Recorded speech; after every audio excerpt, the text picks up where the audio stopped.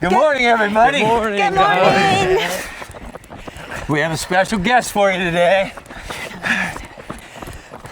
She's from West Virginia.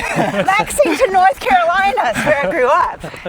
Lexington. We're turning here. You grew up in Lexington, North Carolina? I sure did. Watch this. Well, I didn't see that on your paperwork.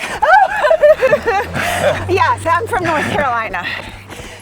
Well, her name is Betsy Ellingsworth. Does that pronunciation sound all right for you? That's right. All right. So we're gonna learn about her today. We've heard great things about her. Now, we're gonna decide, and you can decide if she's as great as we've heard. We're turning here. She's got us weaving through the streets of McConnelsville today. I sure do. She was such an exciting interviewee that we decided to drive 3.5 hours You guys drove a long way to get here. just to visit and run with Betsy. That's awesome.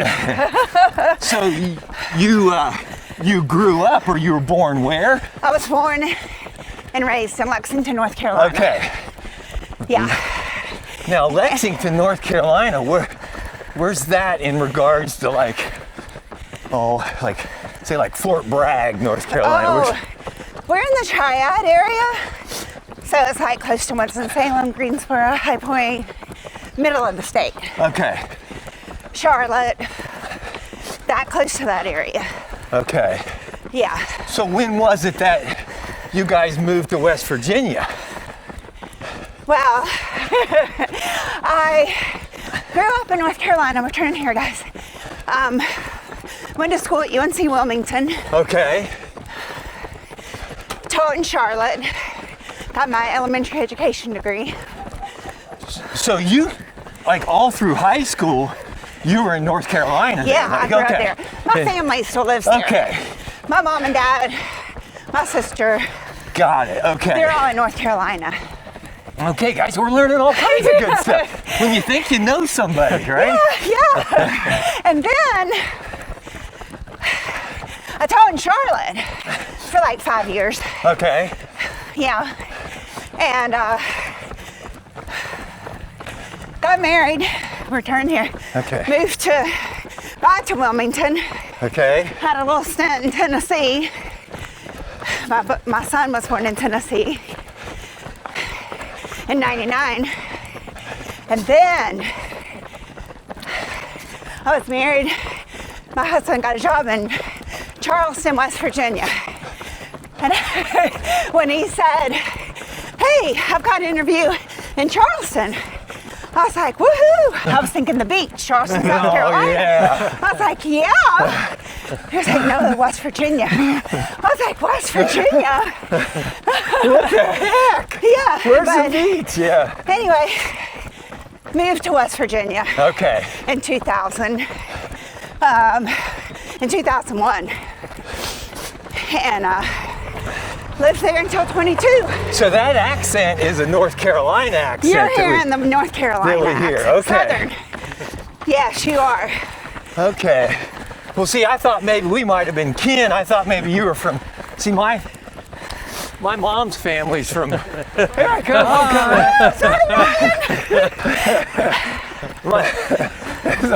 As I run off by myself. Hey, the podcast immediately gets better.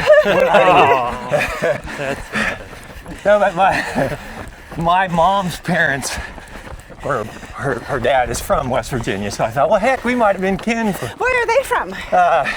That's a good question. I don't know exactly. Okay. I should know more. They're close to the state line, right? Weren't they? They weren't too Yeah, I far don't think from they're too far into there. But so you and your husband at the time moved around a little bit. Yes. Yes. From North Carolina to Tennessee to West Virginia. To the non-beach Charleston. To the non-beach Charleston. And so, when was it? Well, so when you got to Charleston, what were you just raising babies, or what was your kind of So, thing that you did then? yeah, I was a stay-home mom. I had 2 kids, 18 months apart. I was not a runner. Yeah. As a matter of fact, when I was you guys' age, high school, 20s, I was a heavy smoker. I smoked a pack of cigarettes a day. Wow. I mean, I always liked to walk, but I was far from an athlete. Yeah. You know, I couldn't run from here to that sign. What was different back then too? Can you tell us your age? I'm 55. 55. Okay, so you're a year older than me. Okay. Well, you look great, by the way. Yeah. Thank you. So do you? For smoking that much in your younger years, it definitely, you must have turned back the clock when you started exercising or when you quit smoking. Yeah, for sure. For sure. I mean, I started smoking when I was 15. Well, I smoked till I found out I was pregnant with my son. Okay. Well, and see, back then, things were different. They were. We just didn't know any better. Everybody smoked Yeah. everywhere. But you knew not to smoke when you're pregnant, right? Well, yeah, That's right, you know. Yeah. I gotta stop now that I'm pregnant. Well, it's because your belly was so big you couldn't, you just needed to catch your breath. Like, That's right. I can't breathe anymore. Yeah, so moved to Charleston, and yeah, it was decided that I would stay home because I would barely make enough to put 2 babies in Well, yeah. childcare. Gosh, So- today, that's so expensive to do that.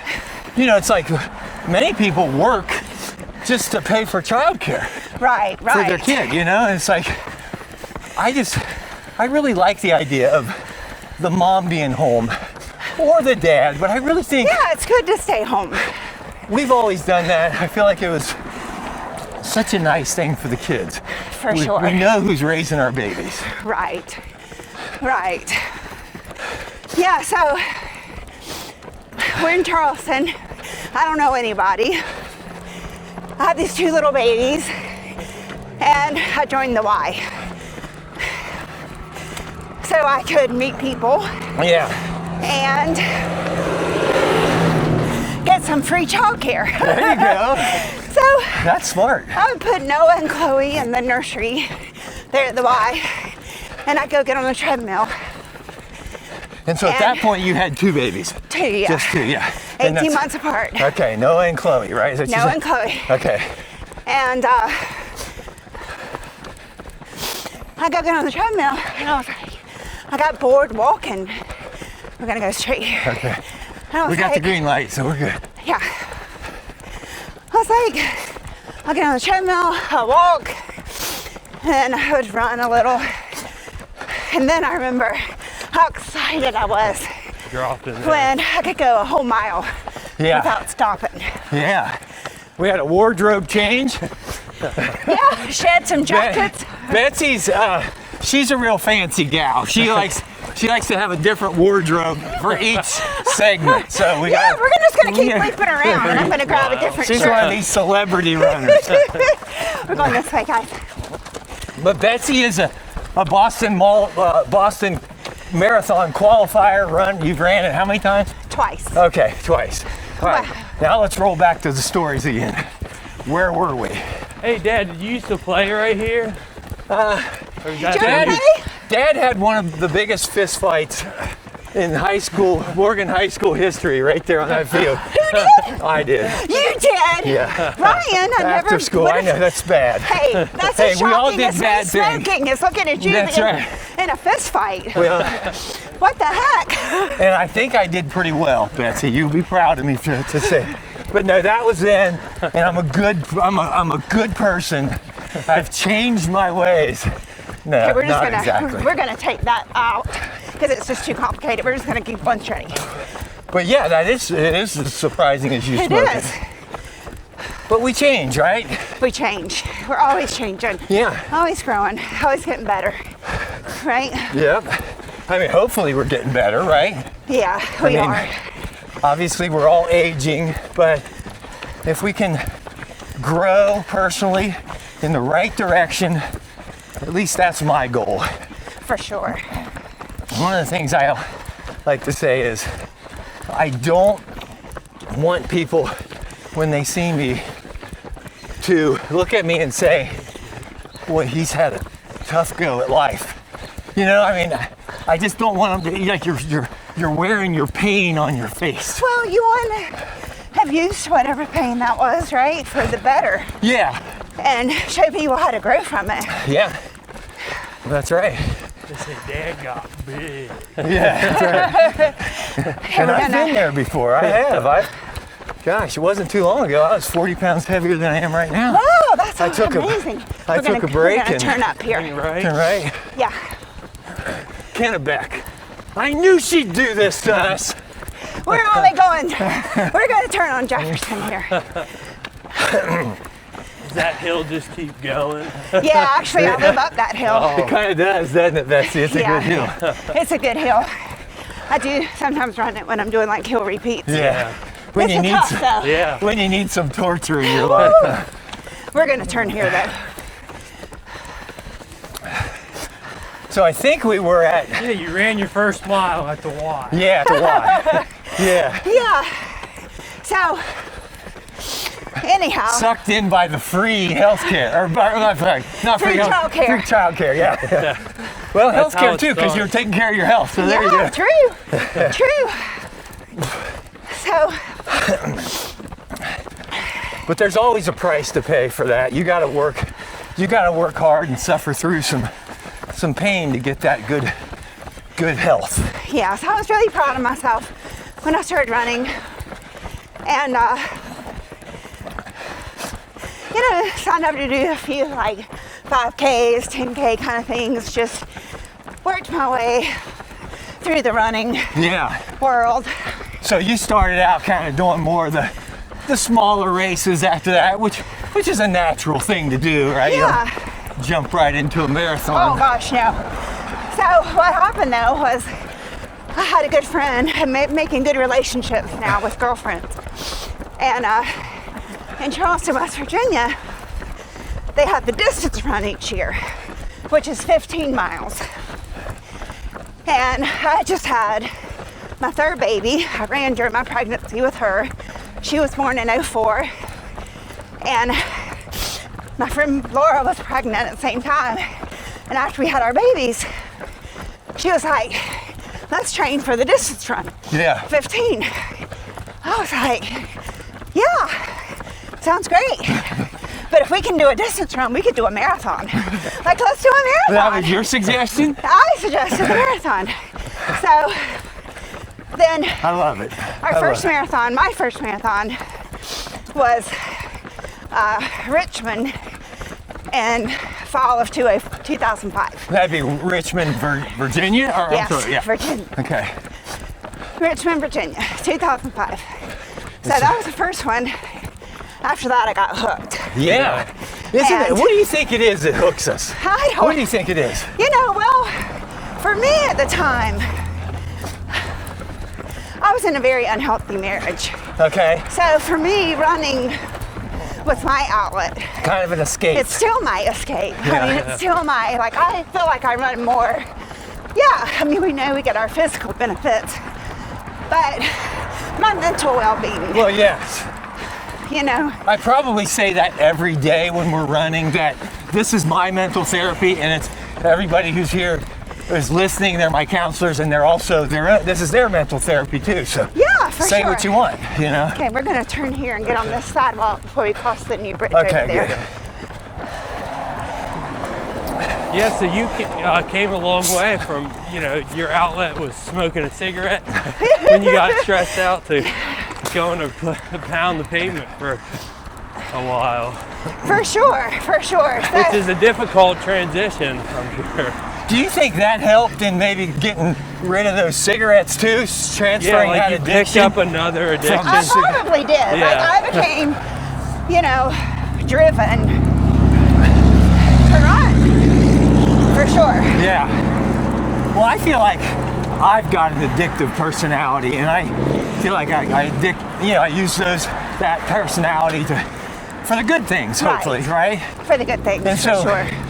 And I feel like if a lot of people would understand their personality and that they can change by transferring that, mentality, you know, onto something good, they can do it.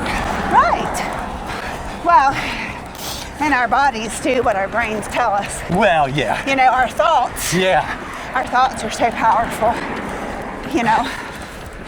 Okay, we're gonna cross here as soon as we get to the little crosswalk. She's making us think this morning, guys. We're not only surviving this physically, but we're surviving from not being killed from cars. I think we're good here. Okay, right here. I don't know about here, we're good. We're good here. All right. There we go. Bridge might get a little tight here. Yeah, we don't have to go This is a good sidewalk. 2 by 2 down through here. It's a good sidewalk. Yeah, that's nice. It's a very nice. You keep running. Morning, Good guys. morning. So, that Richmond, Virginia marathon in 2004 5. and 5. You hit it in 5. Okay. So that was. How did that turn? I mean, you're addicted to it. At that point, you loved it.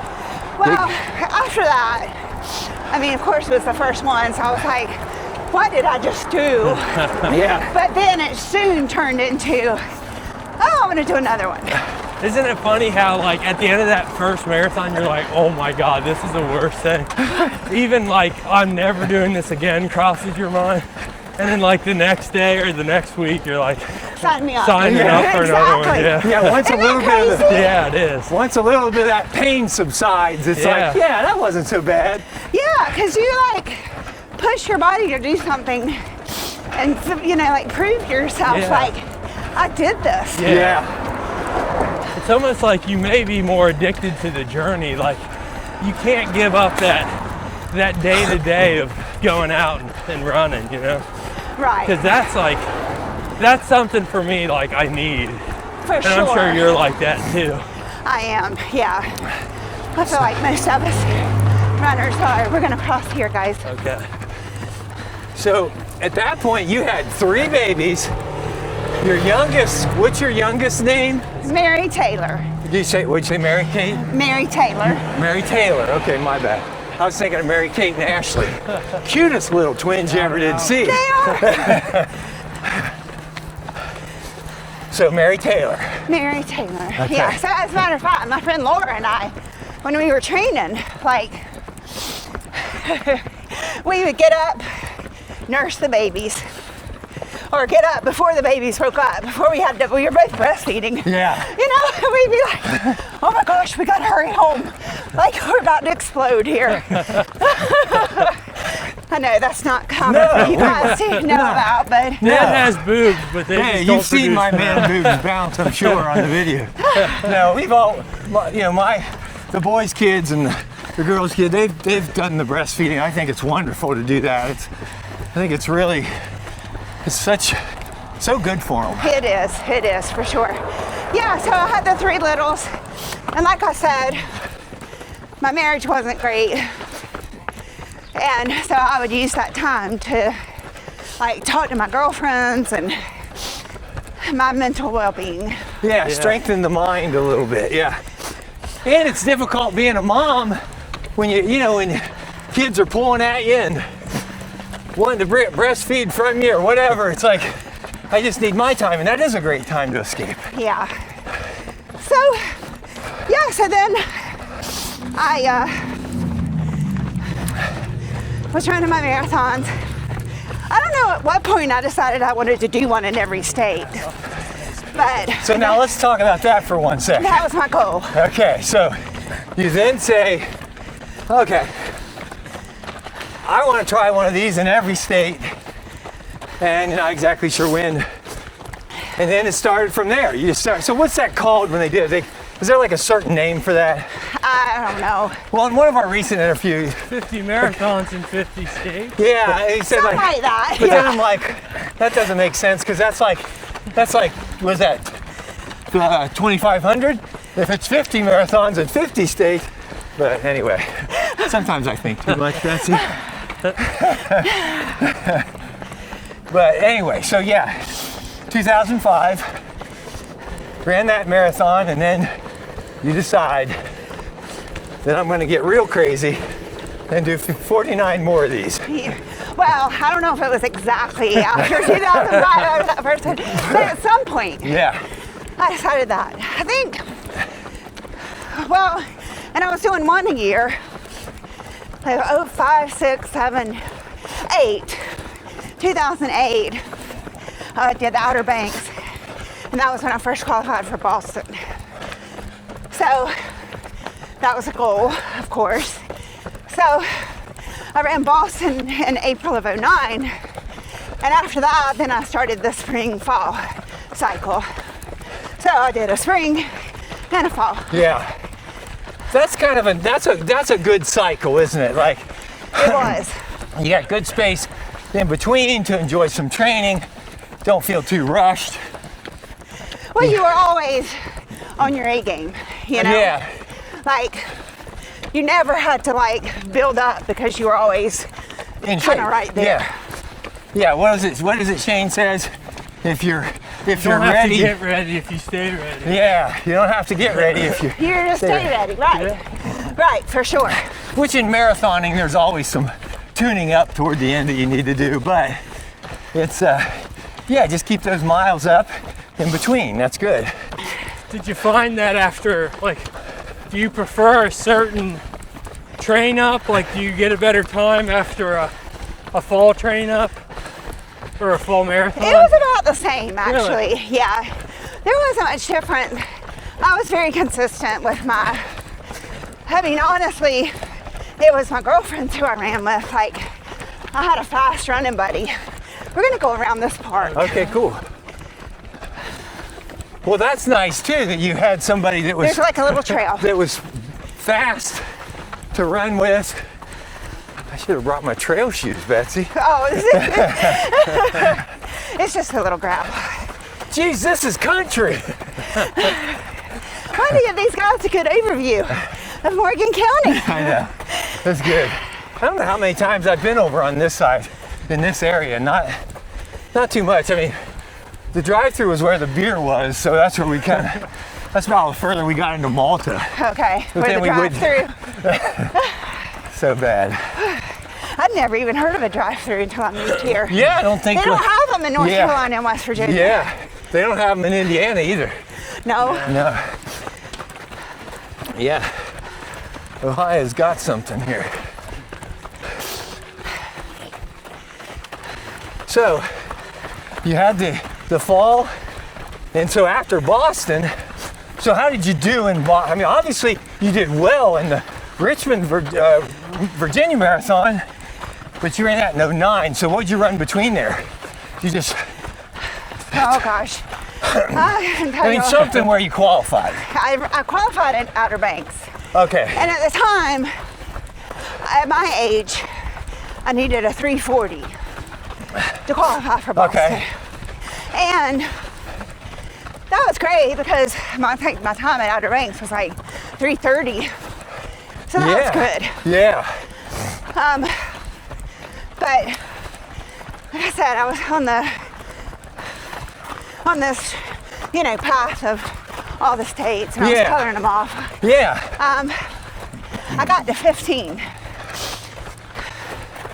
You got Okay, the 15 but- marathons that you've done in 15 states, or a marathon in 15 states. And then, Well, but let me go back. Because in my life also, like I had an elementary education degree okay, so at that point from UNC Charlotte, right? You had that from elementary. UNC Wilmington. Oh, Wilmington, my bad, yeah. Yeah, that's okay. It's hard to remember all this, I but I know. taught in Charlotte. I taught in Charlotte. Okay, good, good. But didn't teach, you know, after I've had kids. So I stay home. When Mary Taylor starts going to preschool, I became like a preschool teacher. But at the same time, like, we've moved there and we've begun going to church. Found a good church Oh, in that's good. Charleston. And so my upbringing was, I was raised in church, but it wasn't really talked about other than going to church on Sunday morning. Yeah, You know, so yeah. I believed in Jesus. I knew what he did, but I did not have a personal relationship Yeah. with him.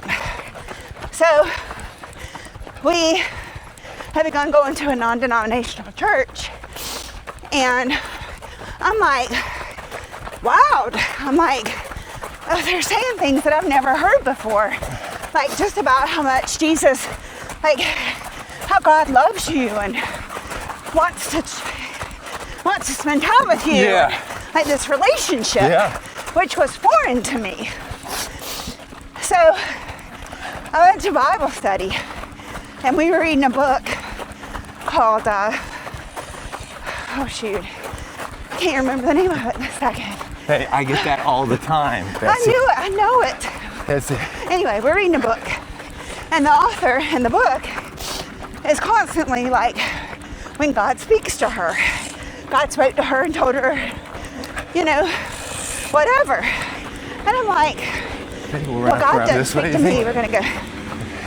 God doesn't speak to me. Like, and then I just began to pray. He's working on this road right here. Yeah. And See it him? was so nasty. Hold Look on. at this kid steer. Oh, Where are we going? This way? this way.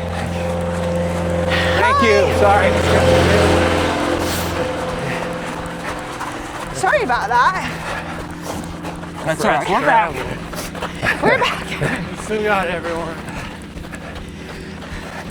So, my prayer, you know, I had started writing in a journal. I started reading my Bible.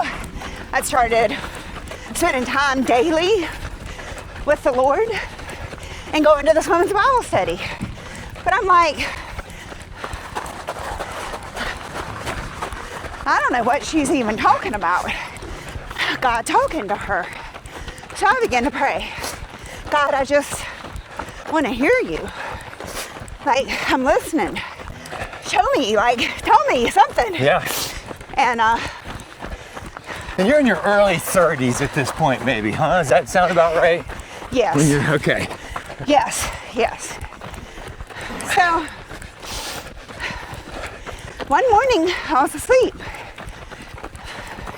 and I just shot up at like 5 in the morning. It was still dark, and it was like this, get up and go, get up, read She your Bible. woke up. She woke up. To all you drug addicts out there, she didn't shoot up. She woke up. Woke up. We're gonna turn here. So, woke up, and it was just like, read your Bible. It wasn't like an audible voice, it was a feeling inside me. And I was like, read my Bible, I don't even know what to read.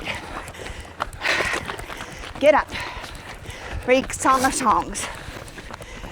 So I went by myself, sat on the sofa in my living room, and read the entire book of Song of Songs, which is a love letter, right? It's a love letter to his betrothed, to his wife. And I hear these words of God to me: arise, my beautiful one. You know, and I'm like, oh my gosh, we're gonna turn here. I was like, It's amazing the things that stick in your head and you'll never forget it, you know? yeah, I'm like, and I'm just feeling overpowered by his love for me. Tears are flowing. I open up the blinds, and it's the most glorious sunrise you've ever seen. And I'm like, that's my sunrise, right? Like, he did that just for me, just today. So what's happening in my life is I'm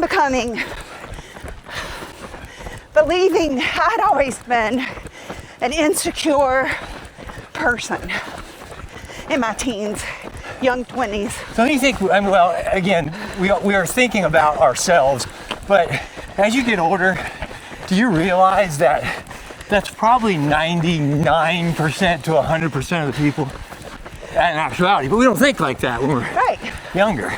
right. So somewhere in between the marathoning and my relationship with Jesus is I am becoming confident in who I am as his daughter. And I am capable and worthy of lots of things. And I can do anything with him by my side. Yeah. You know, so, I mean, my marathons, I always made myself a little prayer bracelet. I would number 1 to 26, like on a sheet of paper. Well, 1. to that point, my best marathon was I continued to chant, I can do all things through Christ that strengthens me. And that's what I would say, probably the last 7 miles. I continuously said that. And I ran a 3 hour and 38 second marathon. Look at that. Yeah, it was, Oh, wow. yeah. Yes. So this is happening in my life. And I also was offered a job at my church as a family ministry director. So then... And at this time, you are still in Charleston, West Virginia, right? Yeah. Okay. Yeah. I'm there from 2000. Were you there in 2000? And I left in 2022. Okay, all right. To the place that I don't want to move here. Yeah, yeah. Became the best place in my life. Wow. One of the best places, I mean, other than here and what my life now. But amazing. Yeah. Well, and I think there are amazing things wherever we are. We just have to look in the right places. Yes. You know it? Yes. And what, you know, and I think that's what the relationship with the Lord does to you, Ryan, is you're discontent. You're looking for satisfaction, happiness in other places. Yeah. But once you, I'll turn here. Okay. Once you have that with Him, it's like, yeah, I could be anywhere. Yeah. And I'm going to live a fulfilled, Yeah. rich life. Yes. Right? Yeah. But until then, you're just roaming around lost. Yeah. Honestly. Yeah, man, what really provides fulfillment, like materialistic things. I've never felt true fulfillment from anything that I've gone out and bought. You might think it would. Yeah. In the moment. Yeah, like a new pair of shoes or Yeah. something like that. Yeah. Okay, we're going to turn here. And we've got the little crosswalk.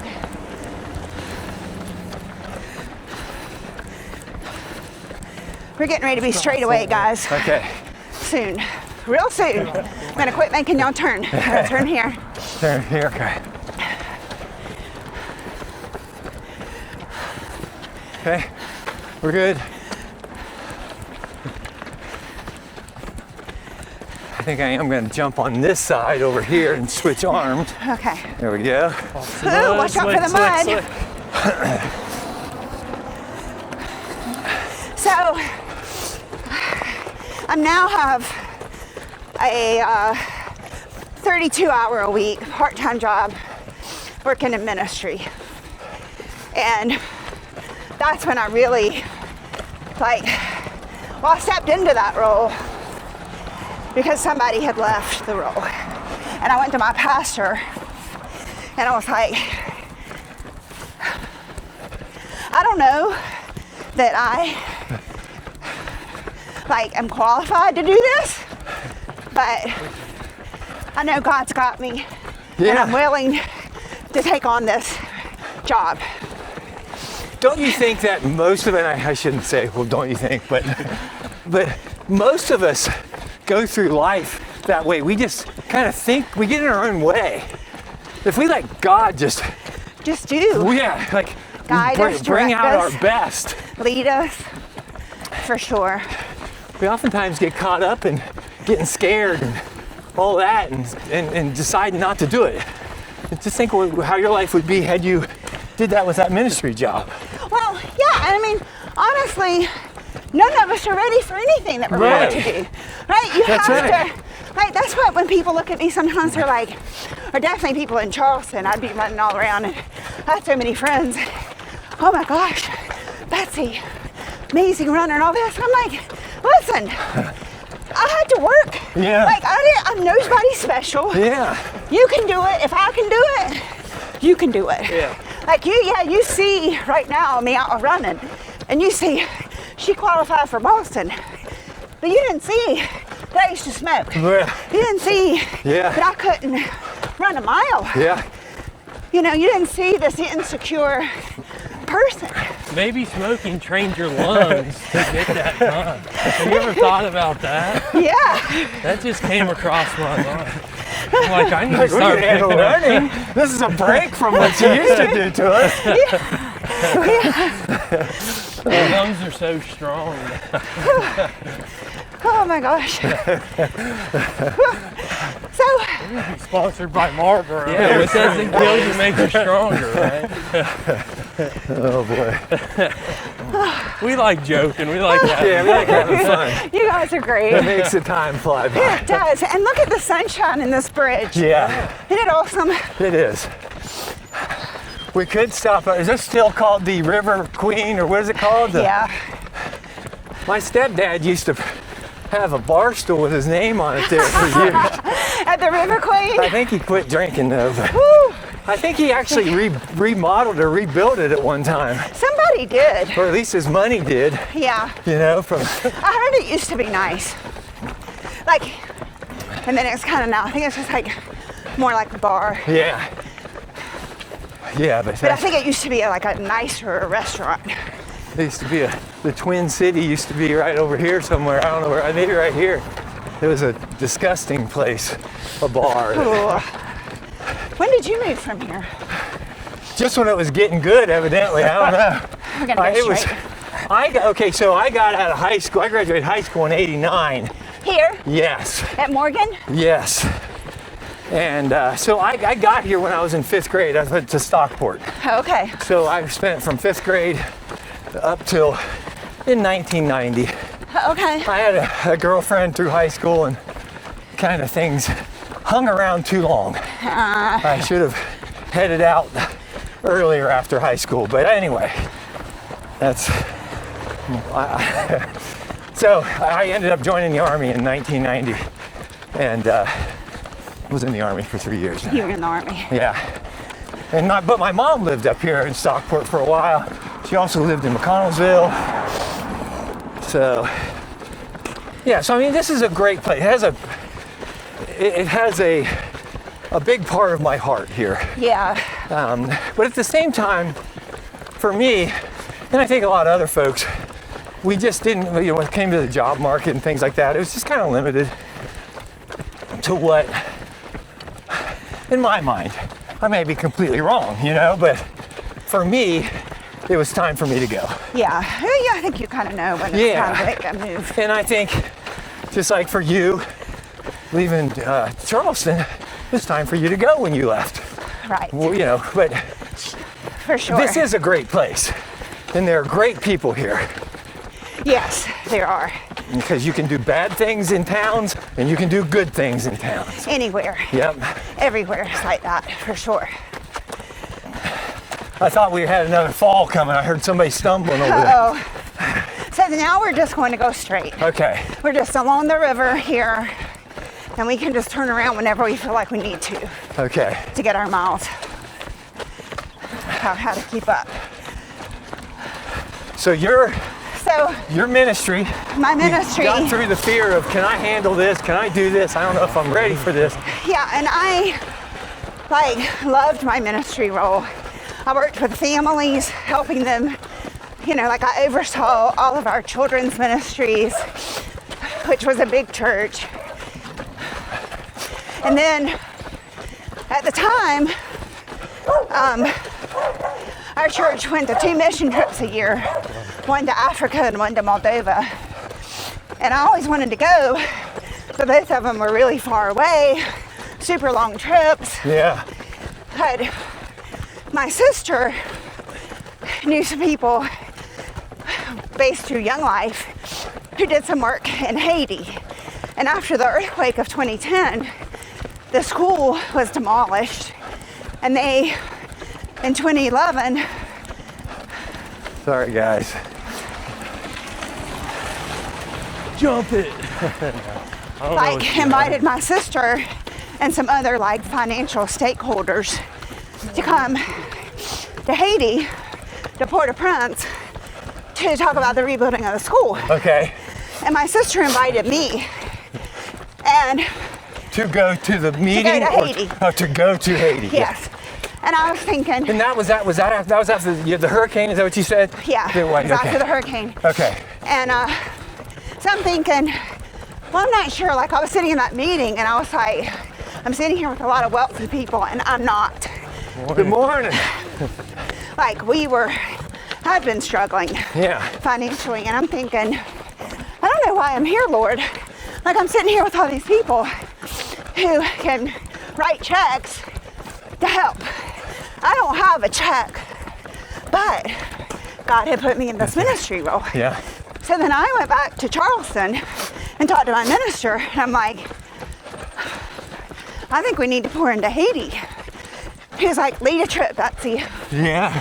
So then I started taking teams to Haiti. And I started going every fall. Well, I wanted to touch on that, what you said earlier. I believe that if you put yourself in the right position and you're doing the right things and you're on the right path, you don't need to think about money. Don't think about that stuff. It will be provided. It will work out. Exactly. If you're on the right path. Yes. If you're not, you'll find that out too. And it for sure did later in my life as well. But this, I'm able to lead, like I took teams from 2012 up to 2019. So when you took those teams down there, how long were you down there for on these we trips? would go for a week in November, and we did one and I have like tons of great relationships with my Haitian friends. Oh, I imagine so, yeah. But like, that was one role where we would go to a village and help repair houses. Now, how does that change you? It's gotta change you. Changed my life. Like, certainly, I mean, the first time I went, I was like, it rocked my world. Yeah. How much we complain. Yeah. Feel sorry for ourselves, yeah. Yeah. Like, I would watch the girls carry their buckets to get water. Right, yeah. Walk miles and then hand wash clothes. And this is an all-day job. Yeah. And my mind went to, oh my gosh. And I look at my laundry and I complain. Yeah. And I say, look at all the laundry I've got to do. Heck, I've got running water. I've got a washing machine. Yeah. I've got a house. I have clothes. You know what I mean? Yeah. Electricity. Like, and they are the most joyful. Haitians are joyful people. They have very little, and they are the most joyful people you'll ever meet. And everybody there, there is not a stranger. I hugged people, loved people, which then allowed me to come home and become a different type of servant for Christ. Be a better mom to your kids because my kids took trips with me. Yeah. So November was a village trip, and then on one of those trips I got connected. We would go to a Mother Teresa Missionaries of Charity Hospital and take care of really sick kids. So then in the spring, I led another team, and we'd go stay at the hospital for a week and take care of these babies who were malnourished. Yeah. So, yes, that for sure changed my life. The gratitude comes much easier when you deal with folks like that who are so appreciative of you showing up, helping, just thankful for what they have. It kind of makes you be ashamed of yourself a little bit. Oh, absolutely. I had to really, that's why when I led teams, I would always finish the trip we would leave and we would go to the beach for a decompress, because you cannot go to a third world country if you have never been and be hit in the face with that and then come home, like get on the plane and come straight home. Yeah. You fall apart. Yeah. You gotta have some process time. Yeah, I it's get hard. it. It's tough. It's kind of like going to war to to home, and you got to kind of out-process your mind a little bit. I get talk it through. Yeah, for sure. For sure. So, all that's going on in my life. So, I want this, I certainly want to share about my story. But part of my story does include that while I'm chasing God, running marathons, confident in myself, going to Haiti, ministry, all those things, my husband is an alcoholic, so he's falling more into his cycle of gambling. He's a gambler. Yeah. All that. So that's a brutal cycle. It's, and I'm praying things will change. I'm also learning, I certainly learned later that my faith is humongous. We don't have cancer and just try to pray it away. Yeah. We go to the doctor. You can't be in a mental health crisis or addiction and just pray that away. Right. You have to do steps. Yeah. Right? It takes action on you. Like, you have to do something. Yeah. But at the time, I was trapped in a just pray, forgive him, move on. Yeah, because that's a tough spot for you, because you're there. You're obviously basically transformed who you are from, not that you were a bad person before, but you're even a much better God-loving person and understanding God. So it's kind of one of those where it's like, am I a bad person when I cut him loose, or am I a good person for saying, look, I got to get away from this? Yeah. It's tough. I know it's got to be tough. So, but the turning point was I signed up for a marathon in Texas in February 2013. And I got home from work one day, and he was sitting on the sofa, middle of the day, and he's like, I got fired from my job. And I was like, oh. And that was, I said, later on, I did go run the marathon, but that was the last one, because that turned our lives. He sunk into major depression, couldn't get off the sofa. I worked at the church Sunday through Thursday. I had a friend who was a manager at Chick-fil-A. I asked him if I could get a part-time job working on Fridays and Saturdays. You guys had a Chick-fil-A in Charleston? Yeah, we did. That's big time. I miss Chick-fil-A, man. That's big time. That peppermint milkshake at Christmas is my favorite. Man. So, it's crazy the things that stick in my mind, and especially when you're running, you're like, okay, she's telling this sad story in Chick-fil-A. What's wrong with this guy? This water is. I know, that's crazy. It's insane.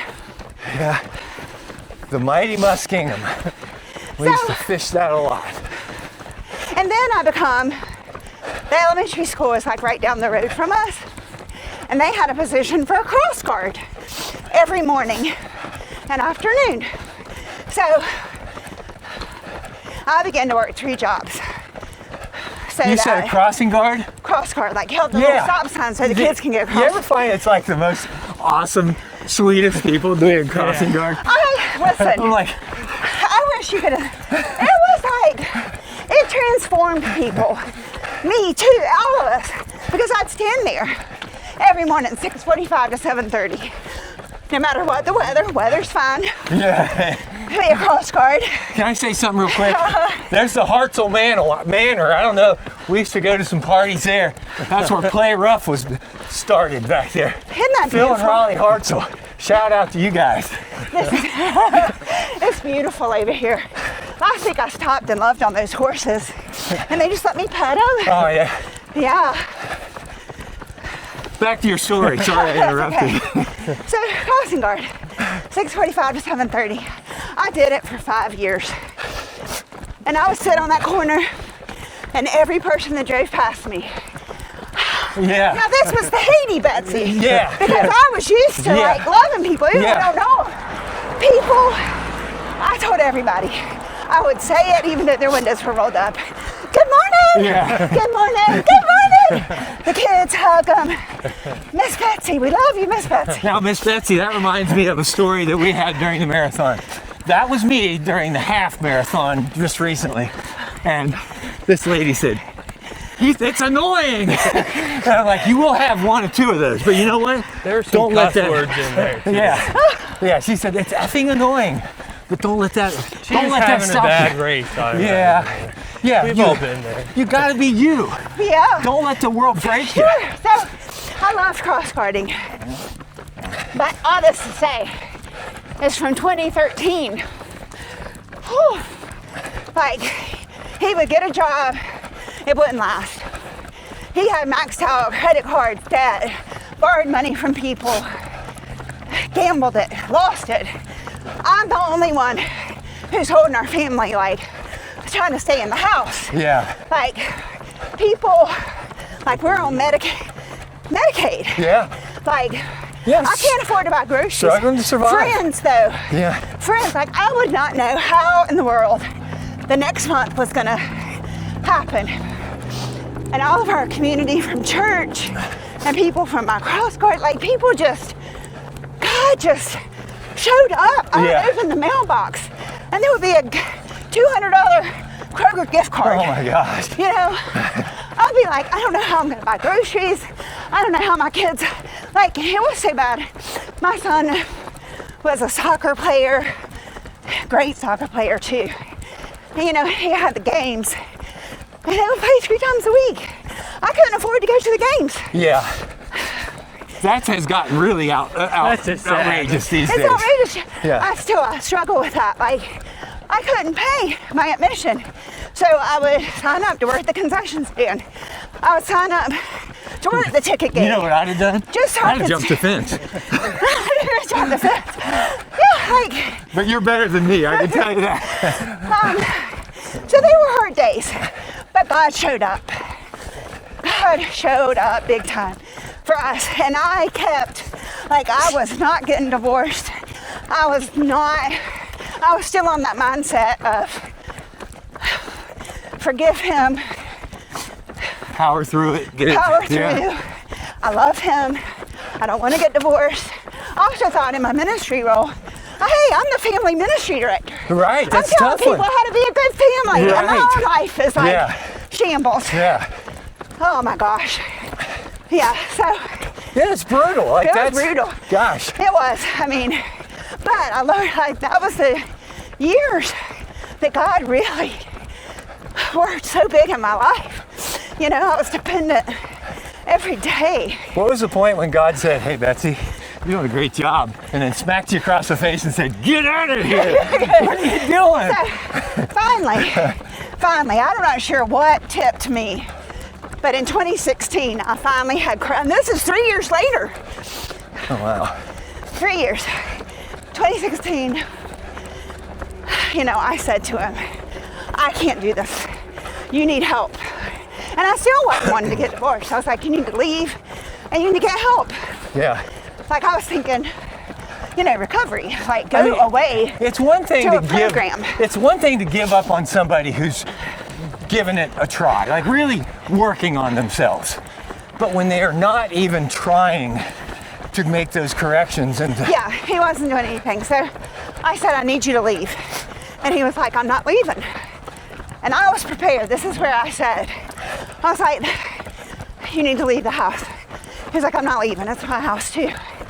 And I was like, if you want to stay here, that's fine. I'd already asked friends if me and the kids could come. yeah. I was like, I'll pack up. We'll go to Lisa's house. And if I leave this house, I'm not making the house payment. And I'm the only one doing that. Yeah. So if you stay, how are you going to pay? And he was like, well, you're not giving me much of a choice. I was like, you need to go get help. So he left. Let's tighten it up over here. And he went to North Carolina to his family.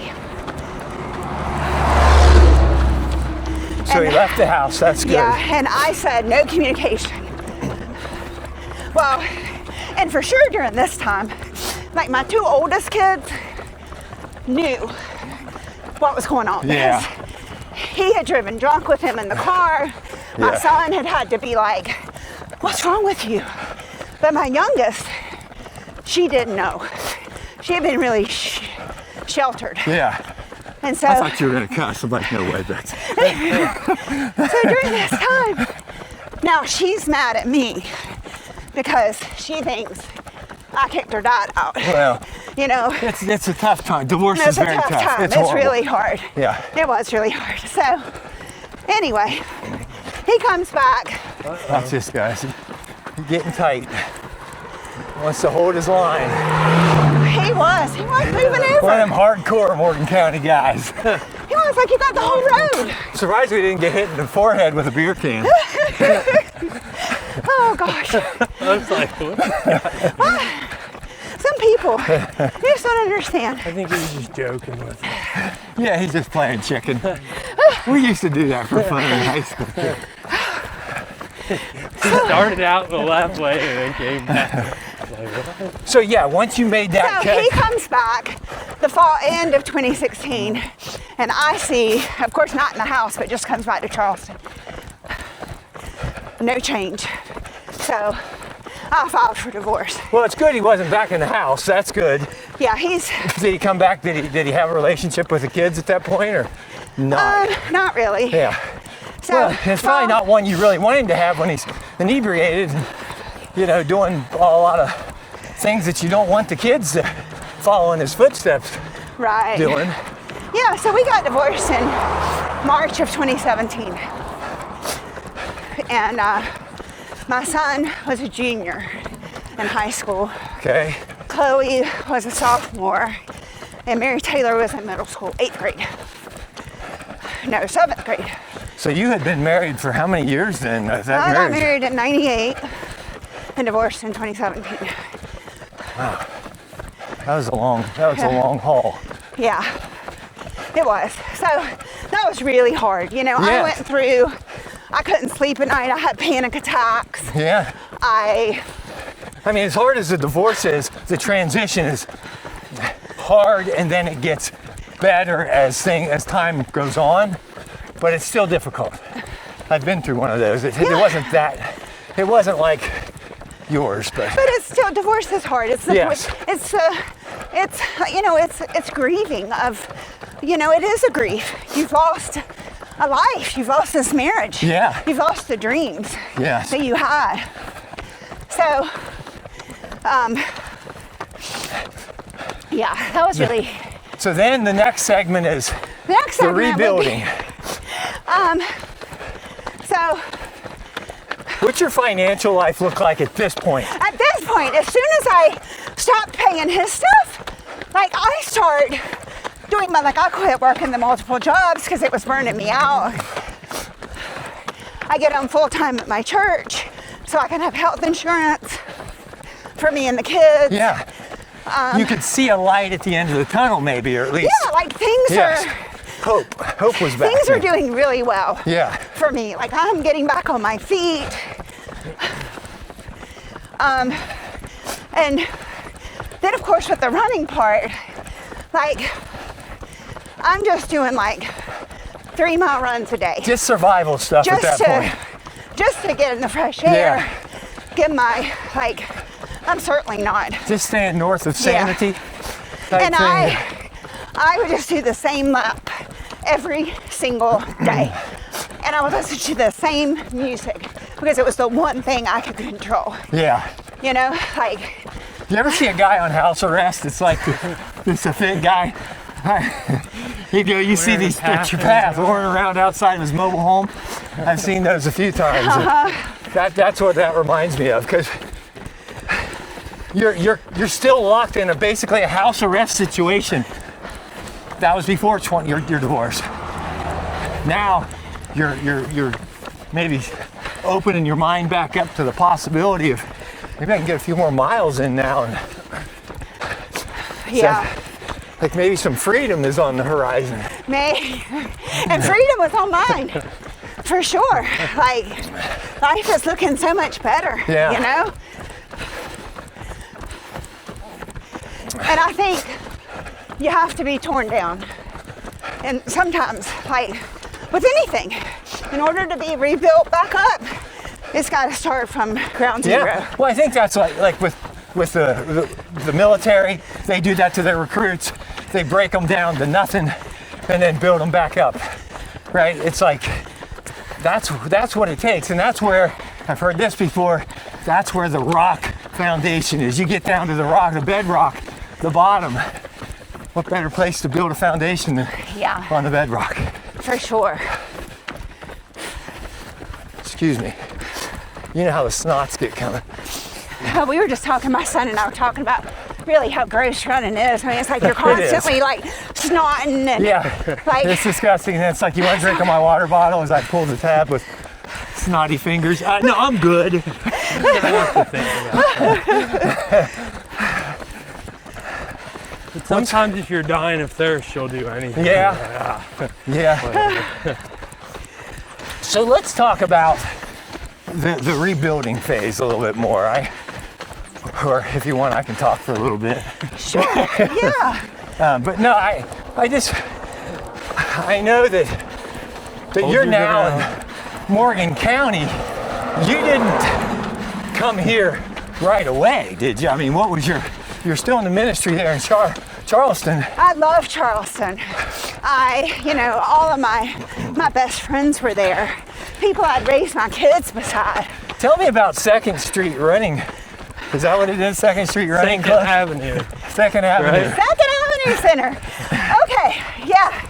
So, yeah. So, There may be a car I coming love up that over picture. the field. Hold those flags up high, boys.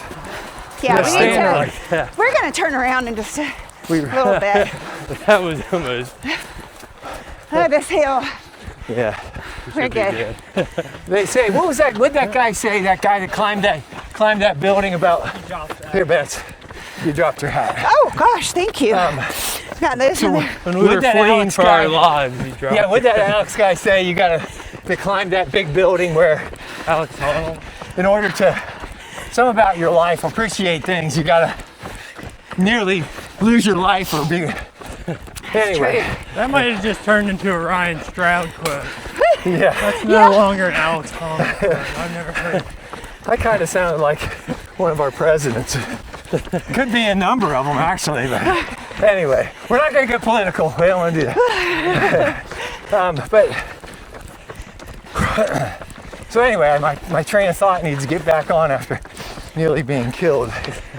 But I was on the inside, so I guess I would have seen all We're you. like trying to. You would have saw me fly over that car. I'd have That said, hill was. I'd have I've said never the seen camera. anybody fly over I that paid hill like $300 that. for that. I could hear him going over. I was like, oh, I think something's coming. Yeah. That's a good thing about most of the cars Yeah. around here. They're pretty loud. Yeah. They all got their catalytic converters cut off. So I think we need to turn around at 7.5. Okay, I got 7.19. Okay, me too. So that's the hill we really got to be careful on. Yeah. We should So just pay probably attention. consider running the grass and that. Yeah. So when I started working full time at the church, my roles are still family ministry, going to Haiti, and then we have the West Side Initiative, which was a part of town that was just underserved and didn't have the resources. Right. So they had an old dilapidated community center where they met to do like homework after school. Yeah. And part of my position at church was to lead up the teams to get homework buddies and to renovate the space. So, And tell us the name of that spot again. Second Avenue Center. 2nd Avenue Center. And one of my best friends, Teresa, got really close to her. So they were for sure instrumental because I poured myself into, recovery, Al-Anon meetings. Yeah. Being Just a mom. as a spouse of that, is that why for the Al-Anon or more for the Al-Ateen? It's for a loved one Yeah. of someone with the addiction. Yeah. I remember going to Alateen when I was a kid. Okay, Yeah. So that was really helpful for me, working the 12 steps. But going to Second Avenue Center, I would go every afternoon, do homework buddies, help, overseeing the space and building relationships with people there. So that was big for me. Now, would you take your kids with you on that stuff too? Oh yeah, my kids, like when I say, yes, like they all went to Haiti with me multiple times. Yeah. Each of them. They each were homework buddies. They each, like, kind of rolled right with me. Whatever mom was doing. Yeah. And well, in addition to their sports and things. Yeah. Would you say, put a bucket on your head, kids, and let's go? Suck it up. They were good. No, they were like, they loved it. Yeah, I'll bet they did. They all had deep relationships with the Lord, and that they had, made on their own. It's not like they were taking my faith and making it theirs. They developed their faith. Yeah. I got 7.5 too. So. Okay, let's let this car go. This car. Well, I think that.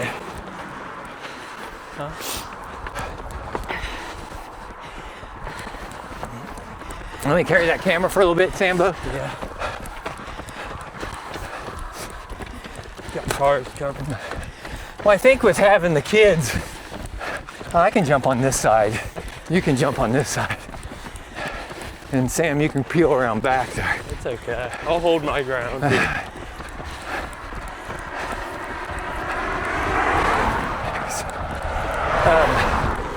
I think when your kids are exposed to these things like this, like my boys worked with me a lot growing up, and you have that one-on-one time. Not only that, but especially when what you were doing on these mission trips, seeing these kids that have absolutely nothing with the best positive attitude that anyone could possibly have, it's got to change your kids. It changed, yeah, for sure.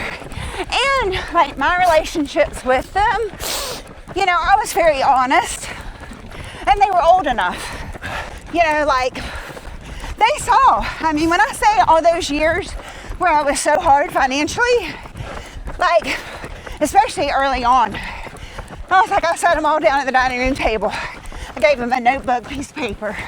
I said, fold that paper hot dog style. They folded it. I was like, I want you to write down this half. I told them the house payment, grocery, all of our expenses. All on this side. On the other side, I said, this is how much I get paid by River Ridge. This is how much I get paid cross guard. I was like, add up this side, add up this side.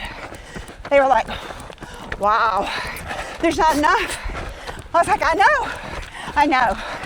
I said, so when you ask me for something and I say I can't do that, I can't do that. Yeah, it's not because I don't love you. I can't. Yeah. And might be better and off they were, getting over. but because of that, This hill. We can jump off this side if we can. they were able to see God's provision. We'll stay on this side and jump off if we can. It was impossible. God was doing the impossible in our lives by getting us through financially, providing for us. Well, I don't think very many, I would guess not too many families sit down with their kids and kind of go through the numbers like that. Yeah. I feel Probably like not. that's a good thing. I need to sit down with my girls and go over that and show them. And that might backfire on me. Well, and they all had jobs. They all had to, we lived in a kind of affluent area. Yeah. Or they went to an affluent high school. But our house wasn't in the affluent area. Yeah. And and that's tough too when they're hanging around kids that have all these things and maybe they have cell phones and all that stuff. Their parents are buying them cars. I'm like, if you want a car, you gotta save up for a car. Yeah. You gotta put your own gas in the car. I can't do this. Yeah. Yeah, it's good for them. So it did. It developed their character and their love and their compassion and their faith. You know, it's tough when you're a parent that you actually are in a position where you can give a little bit more because you have a little bit more money. But, I say fortunately, but it was tough at the time. Yeah. But fortunately, that was your only option. Yeah, that's your only option. It worked out well. Yeah. And I think that today, many of our parents, and there's still, a lot of them don't, are in that same situation, which I say, oh, well, good. Well, not good because I like to see people struggle, but it's good for kids to struggle, people to struggle in life. If you're always given things, you don't learn. Right. Right? So I always say now, like I would have never wished our lives the way they were, or on anybody. Right. But, wow, look what God did. I have great relationships with all three of my children. Yeah. And I see who they are. I see who I am. I wouldn't be where I am now without the painful past. Well, I think of my own situation when you say that. I think about when my dad died. I was between 8 and 9 years old. He was 32. Oh gosh. And as sad as it was, as sad as it is today, as sad it is that he lost his life, we are all gonna die. But I look at how that benefited me in a personal growth manner. I would never be the person I am today if my dad were still alive. I mean, I believe that because I had no other options really. I knew my mom loved me, but that was about the extent of it. Yeah. I mean, she was a great mom, but I needed to be a big boy and grow up and figure things out. And it was a curse and a blessing, I guess you'd say, but it helped me personally. I can see that because like my son, he had to become the man of the house when his dad fell apart. Like, Yeah. the toilet broke. I don't have money to call a plumber. Yeah. Noah has to figure it out. Yeah. He took care of things. He took care of me and his soul sisters because he felt that. Yeah. Like it was a lot for a kid his age to take on, just like I'm sure it was for you. You were little. Yeah, fortunately I had grandparents too that were good helper. Like I felt like I was really raised by the community a lot. Yeah. Great cousins, great coaches. Well, not all of them, but we won't focus on them. But I did have some really great people around that, just like you did when you know. And that's where the encouragement is you know what? God put us here to help each other. And, that's why. And when I went through my stuff, because I had been in ministry, I was always the giver. And it's hard to be on the other side of that, the receiving. Yeah. But when we deny others, when we say, I'm good, no, then we deny God's goodness to come out. Like people are there to help you. Yeah. Like that's what we're here for. How hard was it to ask for help after being the person who's helped so much? It was really hard. Yeah. Like I struggled with that. I didn't want to have to ask. Yeah. But you have to humble yourself. Yeah. One of the best things was I'm really close to my sister, and her marriage was falling apart at the same time mine was. And she was not in any type of financial crisis. And she and I, how she best loved me was we go on sister trips each year. So she would take me somewhere amazing. And it would all be so crazy because, she'd take me away to Thailand. And we'd be riding elephants and living life large. And then I come home and I'm like, I don't know how I'm gonna buy a peanut butter and jelly sandwich to eat. How would that make you feel when you got back though? Would you kind of feel bad a little bit, or what were you? I was recharged. And I'm not saying you shouldn't be, you should feel bad, but like, would you be like, oh gosh, No. while you were there, like, I wish the kids were here to see this. I always did wish that, Yeah. yeah. But also at the same time knowing that I needed that. Yeah. And that was that was my only release. Keep you north of sanity. She escaped me. Yeah, And it poured into my soul. You know what I mean? yeah. So, but one of those trips, actually it was when I was still married. It was 2016 when he was gone. And my sister and I went to Colorado. And I mean, my house was falling apart. Like it really was bad. Like things are just run down. Yeah. So I go away to Colorado with my sister. My girls, It's fairly safe. We're back. Quick We're battery back. changeover. okay, so we're in Colorado. The kid's dad is in South Carolina. Now, your sister, you said, lived in She's in North Carolina. North Carolina. Okay. All my family, but we're on a sister trip to Colorado. Okay, gotcha, okay. And I'm not divorced. Okay. Yeah, it's when during that phase of, I'm thinking he's gonna go get help, right? Yeah. He's actually in South Carolina. We're coming up on our 6th. So my girls go spend the week with him. My son stays home because he's got soccer and stuff. So I'm in Colorado. My son, we're there for a week and a half or whatever. My son picks me up from the airport with a friend. And we get home, he pulls in the driveway. And like, my garage door is broken, it's never worked. And Noah pushes a button and the garage door goes up. And I'm like, what's going on? And he grins. And he was like, well, there were some people at our house this week. And I look at the front door and all these flowers and stuff. And he's like, no, come around back. So we have the screened-in porch. There are 50 people on my porch. And they're like, welcome home, Betsy. And they had, and I start sobbing. They're like, the girl who's in charge of it, Bethany, comes, holds me. She's like, the whole week I was gone, they went in my house and they like put in a new shower, put new bathroom Oh my floor, gosh. Awesome. like fixed holes downstairs, like That was totally rehabbed my house. That was like one of those shows. It was. It was. Yeah, did they have an RV they moved? I mean, That was fun.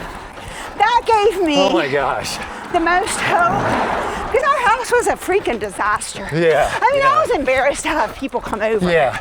You know, but we didn't have money to fix anything. Right. And things had just, you know, when you're crisis, Survival hold on, mode. Yeah. working 3 jobs Yeah. till I have money, like things just fall Yes. apart. Yeah. Yeah. So all these people from church, friends, came and redid our house. Like I have a new comforter on my bed, Oh wow. all kinds of, I mean, it was amazing. I mean, how much do you think was spent on that? Like at that, at least 20 grand, don't you I think? have no idea. I mean, that's huge. It was huge. It was huge. It was. And I mean, it was beautiful. Replaced like screens that were broken on the screened-in porch, put down new carpet, new fans. I mean, that speaks to the kind of life that you're living at that, certainly at that point of your life, and the people, and prior to that, because the people that have come to your aid, and come to build you up. Yeah. You know, that's not what you asked for. I know you were grateful for it. Yeah. I mean, it was just so amazing. It Pretty really- awesome to see, like, when a community comes together, what kind of things can be accomplished. Yeah. I mean, look what they did. Yeah. Well, I think about that with our country. Yeah. You know, what if we were all on the same page? You know, I think in reality most of us are, but we're meant to believe otherwise. I think. Yeah. I heard yeah. something, it was like, it was 2 holidays. It might have been like Thanksgiving and Halloween. The amount of money we spend on those 2 holidays, we could, was it feed the homeless for a year?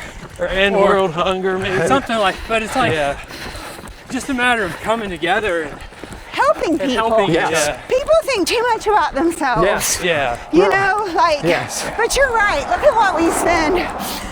Wasteless Halloween candy. Yeah. Yeah, and there's a lot of people who just need a little push, right? And then that gets them over that hump, and they can become, They can self. flourish. They Yeah, can they grow. can sustain And it themselves. gives you hope. Yes. And that's what all of us need, Yeah. Yep. is hope Yeah. that we're going to get through it, Yeah. whatever it is. So, when you think of that hope, does it, I know for me, what it reminds me of, a certain running event that you think of that you like to do when you get to, your life it's a series of difficult things. You're up, you're down. It's a battle at times. It's easy at times. Yeah. Now, I think for me that's the marathon. It just is that's a quick reference point. The 26.2 miles is like a concentrated life event. It's like You have up, you have down. you go through so many emotions. Yeah. Crap your pants. Yeah, you put yourself Go through a lot of shit, right? Yeah. I allegedly crapped my pants. It was close. Yeah, but there's so many things that you deal with. Oh, life and running is it's just parallel, right? Yeah, really. So many life lessons through running. And I think a lot of things.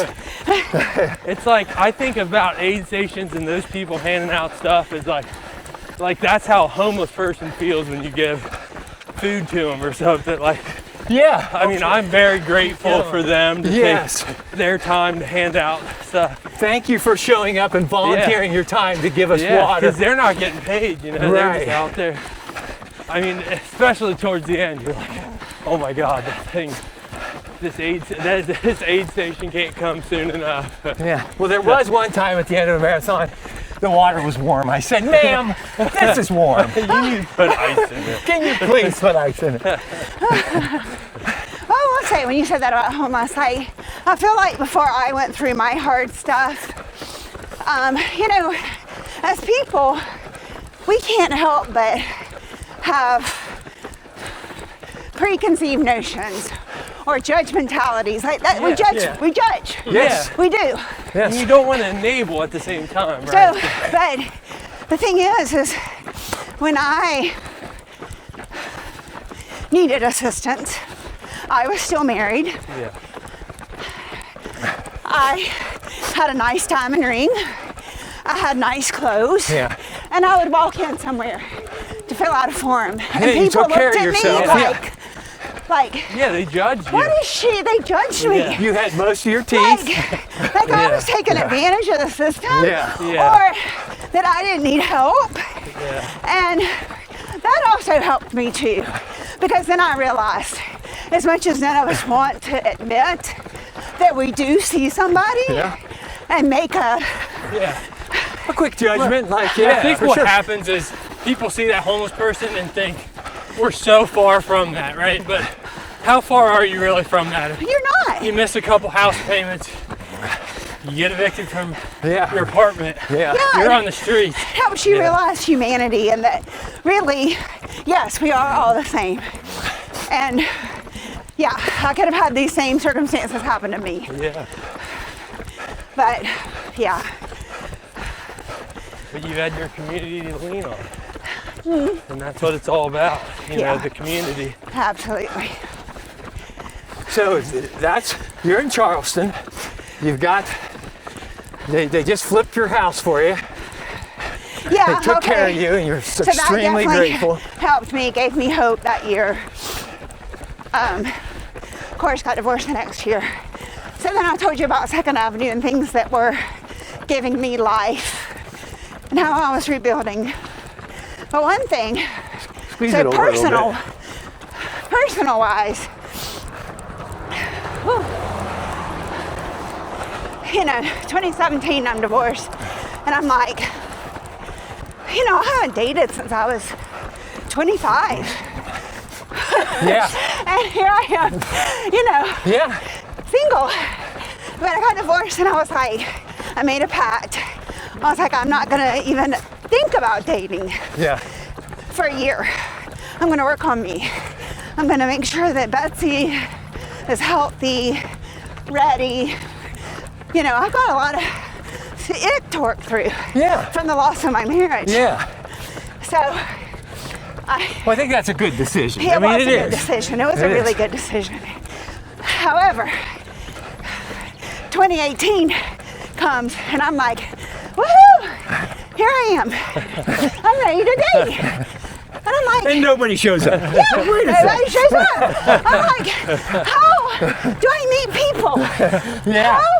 Right. Like everybody I know. It's not 98 anymore. Yeah, literally everybody I know are my good friends who are married. Yeah. Right? Like, and unfortunately, anybody who I knew was single was like, oh, Yeah. I wouldn't even attempt this, right? Yeah. So, but my sister, she's divorced now, and she'd gone on Match.com, and she'd met this great guy.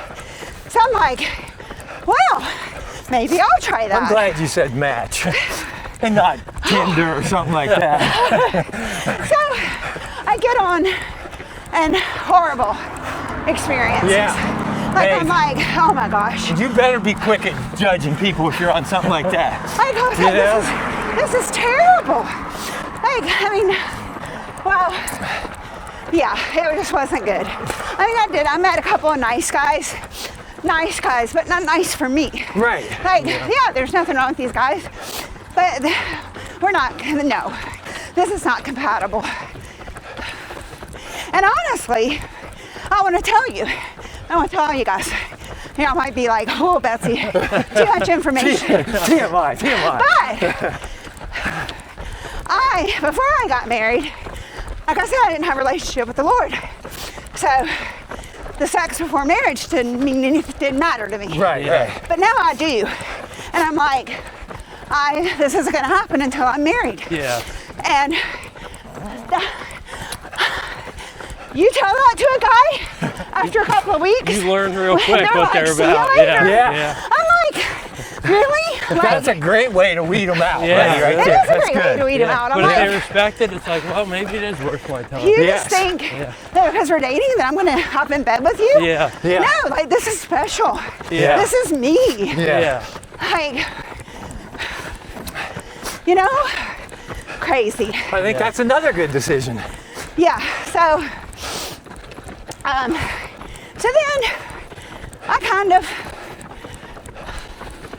I just kind of hanging out and nothing's happening dating wise. And then in 2021, I was just kind of like, okay, Lord, like I have a great life. I'm really, like I'm happy. I love my life. I am content. And I really just want somebody to share this with. So it was Valentine's Day that year. And I was visiting my daughter in college, WVU. And I said, Chloe, I think, like, I'm gonna try this dating thing again. I was like, a Facebook dating keeps popping up on my thing. Maybe I want to see what that's about. So she helped me.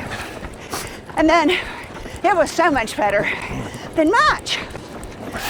And immediately, like I had put a radius, like a mile radius. Yeah.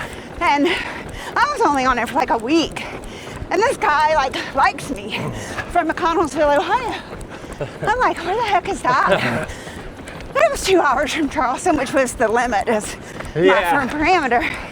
So I was like, so he calls. Okay, I gotta step back a minute too, because earlier in 2020, that fall, on the west side, and in Charleston we have a lot of bridges. Okay. And I was walking on the boulevard one day, and God just dead stopped me at that bridge. And I was like, what is it about this bridge? Like, I don't know. And I went home and wrote, like, all the things I know about bridges. God, what are you trying to tell me something about this bridge? Like, I pass these bridges every day, and you stopped me in front of this bridge. Then, a couple weeks later, I went to the Outer Banks with my family. We drove over a big bridge. Again, I get this weird bridge feeling. Like, what is it with the bridges? Then, the next morning, I'm walking on the sand, taking a morning walk. I see something sticking out of the sand. Something plastic, blue. I'm like, what's that? I dig. It's a little toy bridge. I'm like, what is going on? I mean, I can tell you, I have all these pages in my journal about asking God. All these bridges. What is about these bridges? Okay, that's like in October 2020. So, the next year, February 2021, March, meet Rick on Facebook dating. Is it like the bridges of Madison County? Oh my gosh. So, we talk on the phone for a few weeks. It's like an interview, you know, I know all this. That's the thing. Like, you know what to You're ask. grilling them, aren't you? You are. You're like, I found out everything I need to A know. deposition. What's your faith? Like, I'm all You're these searching things. his criminal record. Yeah, It's clean. you. So, Yeah, but it says here, Rick. Traffic violation. so we talked for a couple weeks, and then we're like, we should probably meet. We met halfway for dinner. Immediate. It's like, oh my gosh, this is amazing. Then he starts coming to Charleston to visit me, and then he asked me to come here, and I pulled into town, and I see that bridge, and I get the exact same. I was just like, tears. I'm like, okay, God. And then Rick doesn't even know all this stuff, and there's like these covered bridges here in Morgan County, and he drives me out to show me one of them, like for our date. I'm like, wow. So, he and I date long distance. And then it becomes like, we know we're gonna get married. And it But was it's the getting bridges. hard because is he gonna move? Like, he works here at MEBA, and he's an engineer, and he helped start this plant. And who's gonna move? And I went into the dating, like, I mean, you can't put the cart before the horse, right? If I would have started freaking about moving here, I never would have dated him. Yeah. But Yeah. because of my love for Rick and the visits here, God was preparing my heart to be the one to lead my life, Yeah. you know? But See, but Rick, I just got this sweet house, man. I just got it rehabbed. Well, so it sounds like Rick is a really smart guy, for one. He's not only did he see how great you are, but he's an engineer, so you know he's got some brains about him. yeah, he does. And he's got the biggest heart. So in 2022, so while my oldest two are 18 months apart, Noah's 1 year ahead in college, but Chloe finished a year early. So this was my 2022. Noah graduated from college, and he had been living at home with me because he went to University of Charleston. So he was living with me and Mary Taylor. He graduates. Squeeze Chloe this way, Sam. graduates from college. Mary Taylor graduates from high school. So everybody graduates. Chloe gets married to her high school sweetheart in July. Noah moved to Pittsburgh. Rick and I moved Mary Taylor to college, WVU, in August. Rick and I got married in September, and I moved here. Yeah. Well, it was a perfect time to do so, too. Yeah. Empty nester. Yeah. Everything just worked out beautifully. Yeah. Beautifully. I see you visit Pittsburgh often. What, you ran 20 miles with your son last weekend, was it? Yeah. So I go, Noah's there. Yeah. He's, Noah, 26. So he's been there since 2022. Right? We basically going back. So we can cross, or we can go forward a little bit. Well, let's get over here. There's a car. Let's go ahead and cross. We'll cross here. Yeah, we can finish up in town. Okay. These guys got to go across the old bridge. Yeah. I mean, you can't come to McConnelsville and not go across the old Last bridge. time I walked across this bridge was before I left for the Army. It was under construction. Really? And I was stupid. I walked across the girders. It was just the steel. And I'm like, I couldn't believe I did that. Oh my gosh. Just dumb stuff we do. You were young. Yes. And dumb. Yeah. Young and I wasn't dumb. going to include that But part. it's true. That's so true. We do such dumb things. You do, dude. But so, are you training? Are you back on your journey for? So, running, the renewal of that is, I was still just running my 3 miles, right? And We crossing here? yeah, Okay, straight across? no, this way, I'm sorry. Okay, watch the car. Yeah. We're gonna go down and we're just kind of gonna go through town a little bit. Okay. So last year, we'll go here. Sorry. That's okay. Last year, my son decided he wanted to run the Pittsburgh Half Marathon. Okay. Last May. So we go to cheer him on. And I show up and walk in that Runner's Expo and I'm like, ooh, like, you know, I'm getting all adrenaline. excited. Like, oh my gosh, Runner's Expo. Oh, this is so cool. You know, like, and then we're cheering for him. And I'm like big time FOMO. Like, why am I not out there running? Like, I've never even done this. I've never been the cheer. Like, I'm the runner. So I'm proud of my son. It's his, you know, he did really good. And afterwards, he says, that was awesome. I think I'm gonna sign up for the Columbus half. And I said, this was last year, 25. I said, if you sign up for the Columbus, I'll do it to you. Yeah. He's like, that's awesome, Mom. Like, yay. So I got myself a Garmin, started training. We're gonna turn right. We're just gonna hug the river. So you were off as far as real running. Like, Yeah, I mean, 3 miles. From what year would you say? Well, that's awesome. But like before. In 27, okay, so my last marathon was 2013. Okay. And then in 2017, I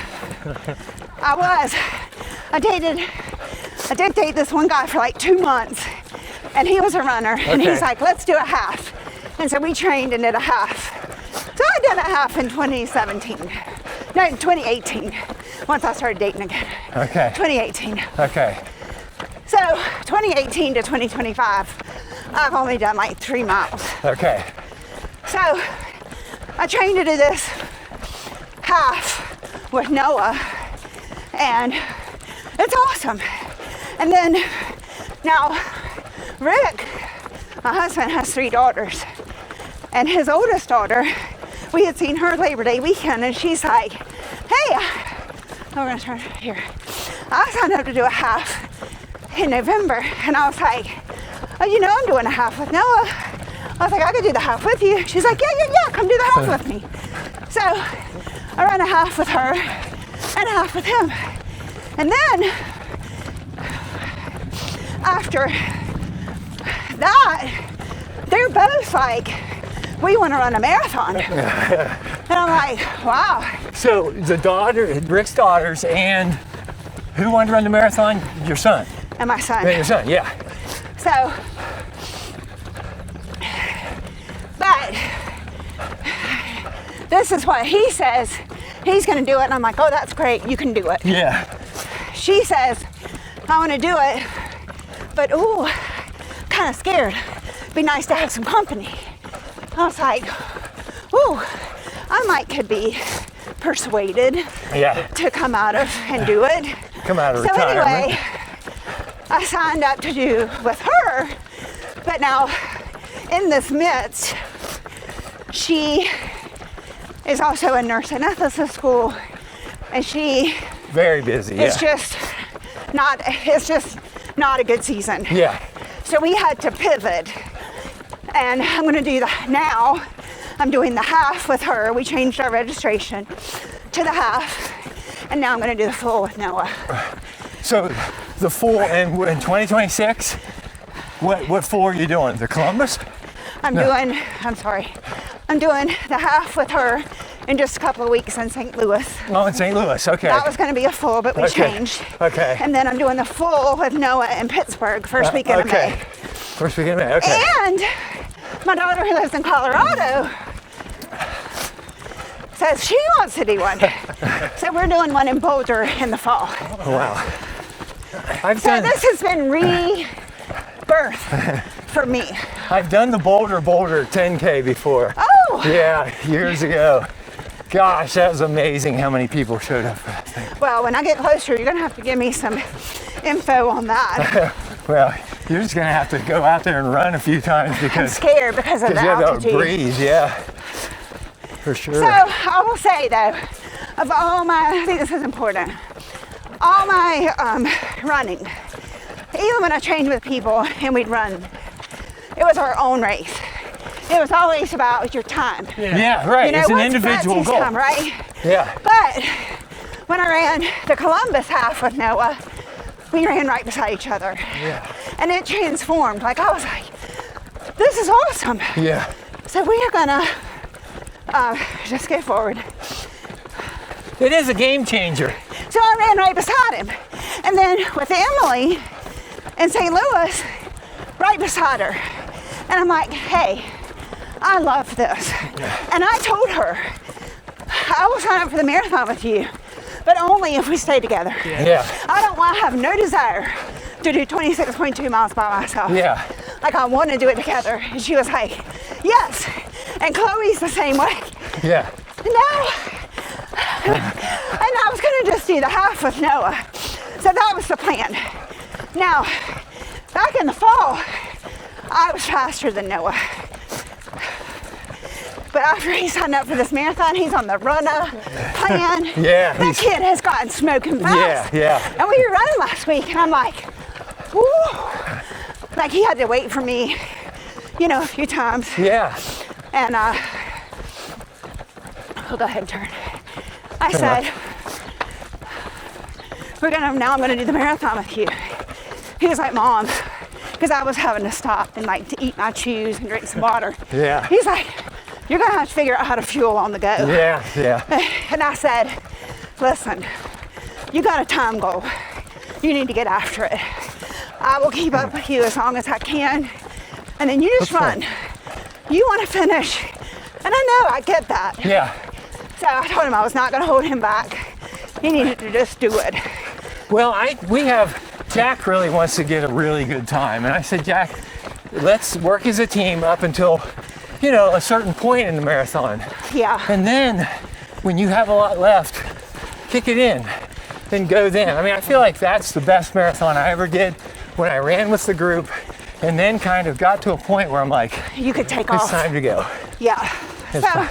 I think that's a good plan strategy too. Yeah. But, so I am a little bit nervous running with my son versus the daughters because The daughters are more about, like, honestly. Yeah. About me and Emily. Little red shirts, little red shorts. Yeah. We're gonna wear our blingy stuff on our eyes. It's easier for you gals to separate the competition from the enjoyment. You're able to say, hey, let's focus a little more on the fun now than Right, trying to get that goal. And Chloe and I have matching outfits too. And Noah's just gonna be like, get after it. Yeah. You get after it. And that's the mentality, it's different. It's funny because you're like me. I don't know if it's the age or what, but it's like, okay, let's all wear the same shirts in this Everyone just wears podcast. tutus. And, Make it fun, right? Like, Yeah, life's it's too gonna be short. fun. And I said this, I think, yesterday when we were running, that when you have a goal, if it's a team goal or if it's more people than just you are gonna benefit from the accomplishment of that goal, then it's real success. Absolutely. It's just more enjoyable as a team. It really is. It really, really do is. you find you worry more about the other teammates than You do. you worry about Yes. yourself? You're like, when you're running, like last week we were doing our 20 mile, and it was hard, that 18 and 19. I'm like, we stopped and we're like, you got this. Yeah. You only got one more mile. Like, you got this, keep going. And you're saying it to yourself and the other person. Yeah. I tell these boys, I said, usually when I'm talking, it's me talking to myself. Yeah. Well, you may think I'm saying, go, you can do this. But it's me really saying, Ryan, you can do this. Ryan, you can do it. Okay, We can- we're right at 12. You at Yeah. 12? We at 12. Me too. Let's finish up here. We'll wrap it up and say bye, and Sounds good. we'll go from here. That was perfect. We good? Distance. All right, let's go. Everybody feel good? Well, Betsy, that was a great first chapter of your life. Now we need to plan the second chapter of your life. When We could just do another 12 right now. yeah. Hey, yeah, you guys come back next weekend. But we will definitely link up at some point this year again with Maybe you. the Columbus Marathon. Maybe so. And We'll figure Your something schedule. out. But Yeah. hey, peace. Make it Make it a great day, guys. Make it a great day. Thanks, Betsy. thank you so much. Thank you. Awesome, guys.